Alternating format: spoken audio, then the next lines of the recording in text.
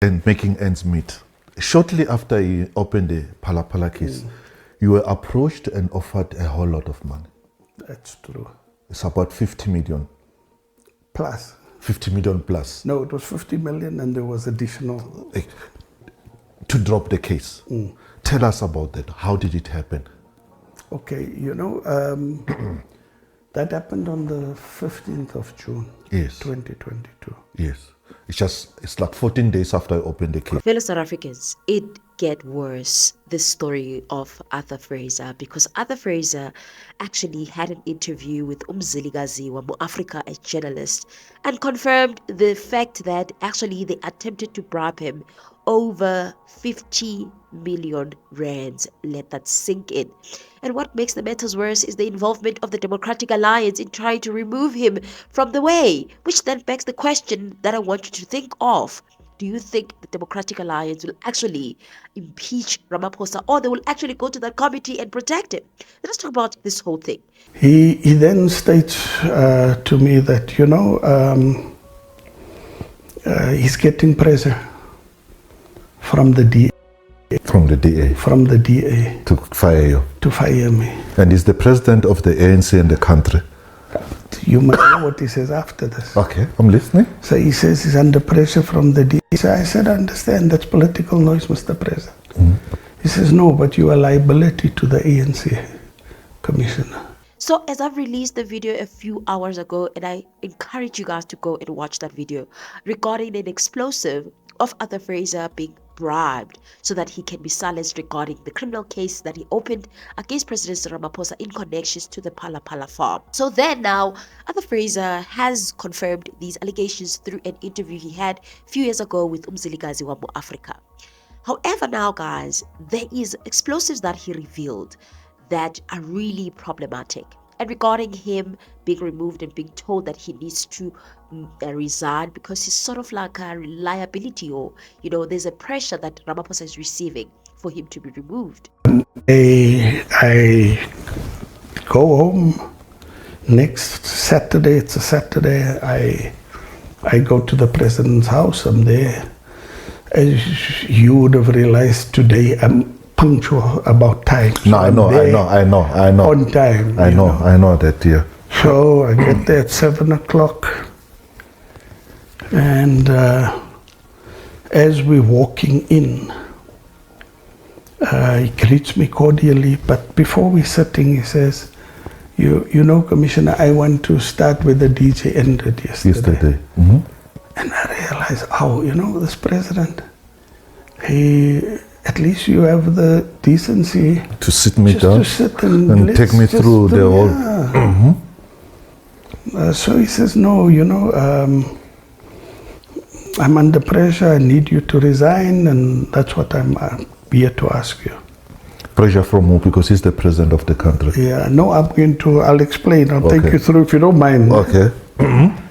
So I asked him, I firstly said, you know, I can't resign. I told him, no, I said, Mr. President, let me go back where I ended with the DG yesterday. DG, you've got access to a report that vindicates me. Yes.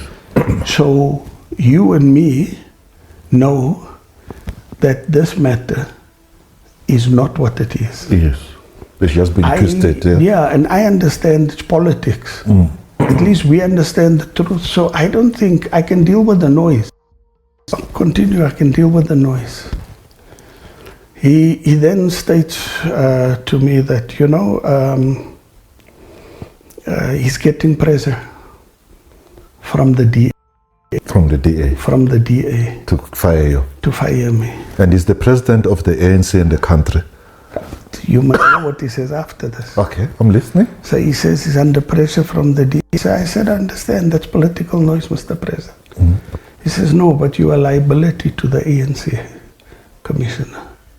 Hey? Liability? Liability. In what way? It is the first time that, I mean, let alone a president of the ANC. It's the first time somebody says I'm a liability to government. He says, you are liability to the ANC, you are liability to government, you are liability to me. And I look at this, my ANC president, and I say, oh. And I then say, so Mr. President, is this how deep factionalism has gone in the ANC? Mm-hmm. Because remember, I don't see myself as a factionalist. I'm there as a public servant, deployed by our movement at least. So I say, so this is how deep. He says, yes.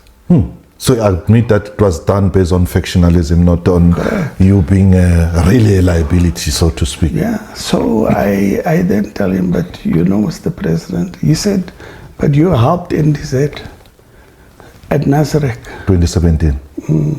And he explicitly stated that these people that are putting this pressure is the Democratic Alliance. They're the ones that are actually pressurizing him, of which I'm not gonna lie, I'm not shocked, because if you guys can remember very well, the Democratic Alliance said that they won't vote to impeach President Ramaphosa. It was said by Helen Zille. So this was a way to remove him, to silence him.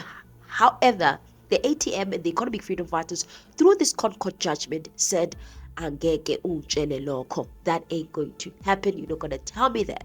Listeners, an opportunity to ask some questions. I've got a question now from who's this now? Says, good morning, Clement. May you please pose for me these questions to Helen Zille. The first one is, will the DA support the impeachment of President Cyril Ramaphosa on the Phala Phala matter if this issue is resuscitated in Parliament? Well, we will only support the impeachment if the evidence suggests that there should be an impeachment, but I don't think we are now in a position, given the fact that we have signed a statement of intent, to start impeaching a president we've just voted for. Mm-hmm. That was the agreement we've made. We haven't said in future that we will never ever do anything, but we will not support a motion of no confidence in the president, because that was part of the agreement. Mm-hmm. We said we will not support a motion of no confidence in him, and that is definitely part of the agreement. But if any evidence emerges of criminal wrongdoing or something like that, we would have to take a look at the issues and deal with them inside the government of national unity, no question. Yeah. We cannot be held hostage, but we have voted for Cyril Ramaphosa, and we've agreed that we won't make the government unstable by voting votes of no confidence in each other all the time. Yeah, and next. Because now it's getting hectic with these revelations. Mr. Fraser also blew the whistle regarding the judiciary and how the judiciary comes across as captured. I remember someone gave me the copy of the statement you submitted at the Zondo Commission. You wanted to go and expose certain judges of being on the payroll. No, you see, I indicated that there are presidents. I know of presidents. Yes. That had done things that feeds into this narrative where there's a corrupted relationship or manipulative relationship. I've also spoken about judges. Yes. And it also relates to money and external influences. Yes. But the documents I showed was going to assist the commission to make a determination if what I was presenting would actually expose the actual rot we have in our system. More especially the judiciary. Yes. So if we've got at least 6 judges in the judiciary who are on the take, is it not worrisome? It has to be. It has to be. Which, to tell you the truth, I'm not shocked, because if you guys can remember very well, the judiciary, we have been warned by the former Chief Justice Mogoeng that there's been attempts to capture the judiciary. You must know there is an attempt to capture the judiciary. And a captured judiciary will never be able to use the Constitution as an instrument of transformation. And to tell you the truth, if you guys can see how the public protector protected this Phala Phala report. That there is no basis upon which to conclude that the president contravened clause 2.1b, D, clause 2.3d, F and G of the Executive Ethics Code, including the period following the alleged theft of the US dollars. The the NPA protected this Phala Phala report. The understanding is that the docket is not with the NPA yet, but I stand to be corrected. But again, it's the same response. The police must be allowed to do their investigations, and at the end of the day, the rule of law means if the evidence is there to prosecute, the NPA must take a decision to prosecute. So we will deal with that in the way that we deal with every other matter. The South African Reserve Bank. The investigation that we are dealing with, everybody had been saying this thing. The money didn't go through the banking system, so that doesn't even arise. The SARS. On the other hand, SARS, in terms of assessing the tax liability of a taxpayer, and in this case, the president, together with the entities in question, SARS has to satisfy itself that all income that has been disclosed in the tax return are in fact correct. All of these institutions, the way they've been protecting the president, the only thing that was left was the courts. And the Constitutional Court refused for that to happen. But it looks like there was some kind of an attempt to actually ensure that these institutions are captured, but they dismally failed. And also, guys, let me just ask you this question. Do you guys remember what happened there at the ad hoc committee with Vusimuzi Matlala's testimony? Before we can get to that testimony, you remember the Jermaine Prim letter? That Jermaine Prim letter, if you can remember very well, it revealed that President Ramaphosa actually knows Vusimuzi Matlala, and that Vusimuzi Matlala assisted with the Phala Phala saga. Let's continue with the letter, paragraph 11. They made a lot of money. He also told me about a lady, Babita Deokaran. Vusi said that he himself is very close to Ramaphosa and that they were the ones who took the couches, etc., to Phala Phala. Vusimuzi Matlala has also been alleged to be part of the cartel, and not just part of the cartel. This man also was providing security services for years for Mswazi Msibi, the very man who's accused in the article that he's the one who actually ordered the hit on Fraser and Skhakhane failure to them actually complying with this bribe that he was supposed to accept. I believe he's now passed. Yeah, that's right. So just tell us about some background on what your relationship was with him, what was the nature of the services provided to him, and for how long you provided the service. Okay, it was he was a businessman. He was also the founder of Santago, which is a taxi association, and then he had other businesses. And the nature of my relationship with him, he was my client, providing security services for him. So he was your client, and for how long did you provide him with security?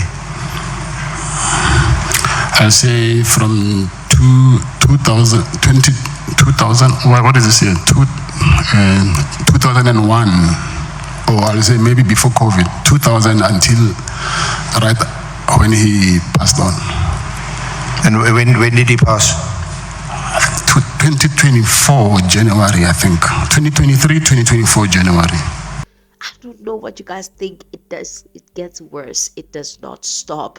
Please comment your thoughts. Tell me what you think. This was just an addition to the video that I made the first video that I made. For more information as to what is contained in that particular article, I implore you and encourage you to go check my video that I posted at 7 a.m. today regarding what has been revealed in that particular article and what happened to the man that was supposed to do the hit, who then happened to refuse to say his side of the story and actually expose this epic plan to remove Skhakhane and Arthur Fraser. Nonetheless, let me hear your thoughts. I'll see you guys on my next upload. Bye.